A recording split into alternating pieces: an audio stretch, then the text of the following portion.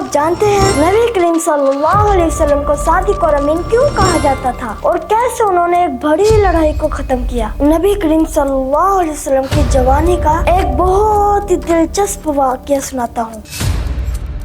السلام علیکم دوستو، آپ کو پچھلی قصہ یاد ہے؟ ہم نے سیکھا تھا کہ نبی کریم صلی اللہ علیہ وسلم کا بچپن کیسا تھا اور کیسے اللہ تعالیٰ نے ان کی ہمیشہ حفاظت کی۔ آج ہم ایک نئی بات جانیں گے کہ لوگ نبی کریم صلی اللہ علیہ وسلم کو صادق اور امین کیوں کہتے تھے۔ یہ بہت خاص القاب ہیں، آئیے دیکھتے ہیں۔ بچوں، جب نبی کریم صلی اللہ علیہ وسلم بڑے ہوئے تو ان کی سب سے بڑی پہچان تھی سچائی اور امانت داری۔ وہ ہمیشہ سچ بولتے تھے، چاہے موقع کتنا بھی مشکل ہو۔ وہ کبھی جھوٹ نہیں بولتے تھے اور نہ ہی کسی کو دھوکہ دیتے تھے۔ اسی وجہ سے لوگ ان کو الصادق یعنی سچ بولنے والا اور الامین یعنی امانت دار کہنے لگے۔ کیا آپ جانتے ہیں کہ لوگ اپنا قیمتی سامان نبی کریم صلی اللہ علیہ وسلم کے پاس امانت کے طور پر رکھوا دیتے تھے، کیونکہ سب کو یقین تھا کہ یہ چیز بالکل محفوظ ہے۔ یہاں تک کہ وہ لوگ بھی جو نبی کریم صلی اللہ علیہ وسلم پر ایمان نہیں لائے تھے، وہ بھی اپنی امانتیں آپ صلی اللہ علیہ وسلم کے پاس ہی رکھتے تھے۔ اب دوستو، میں آپ کو نبی کریم صلی اللہ علیہ وسلم کی جوانی کا ایک بہت ہی دلچسپ واقعہ سناتا ہوں۔ ایک دفعہ کعبے کی دیوار ٹوٹ گئی۔ جب مکہ کے سرداروں نے اسے دوبارہ بنایا تو ایک بڑا سوال کھڑا ہو گیا، حجر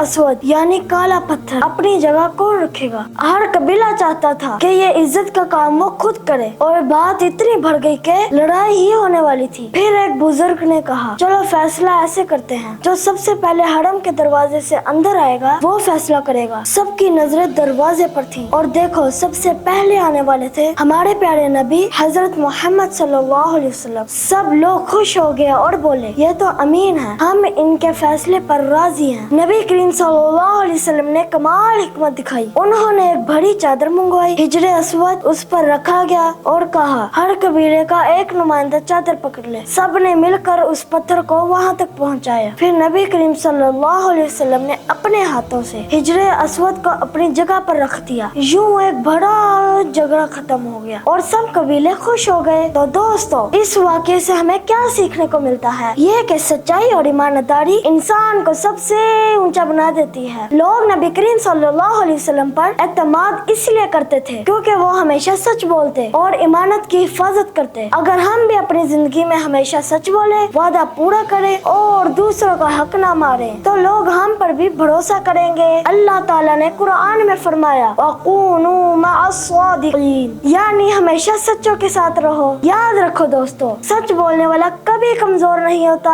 بلکہ سب سے طاقتور وہی ہوتا ہے۔ دوستو، آج ہم نے سیکھا کہ نبی کریم صلی اللہ علیہ وسلم کو صادق اور امین کیوں کہا جاتا تھا اور کیسے انہوں نے ایک بڑی لڑائی کو ختم کیا۔ اگلی قسط میں انشاءاللہ ہم بات کریں گے کہ نبی کریم صلی اللہ علیہ وسلم کو پہلی وحی کیسے ملی، وہ لمحہ کتنا خاص اور عظیم تھا۔ تب تک کے لیے اللہ حافظ۔